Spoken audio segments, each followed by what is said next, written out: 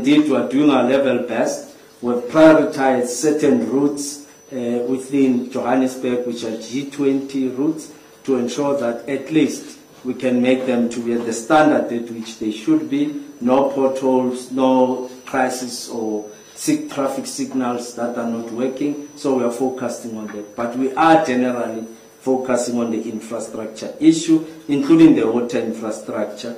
You know the reason why in the last month we didn't have water. We fixed the problem, which was an electricity pump at Ekenhof station. Now Ekenhof is one of the biggest stations in Gauteng. It supplies water right up to Rustenburg, and the entire 60% of Johannesburg relies on Ekenhof substation for them to have water right up to Madibeng.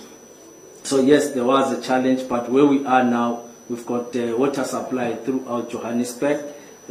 No much challenges, and all the residents are receiving water. But we continue to call on residents, in fact even the residents of Tshwane, or the entire residents of Gauteng, that they must use water sparingly. It's a resource we don't have.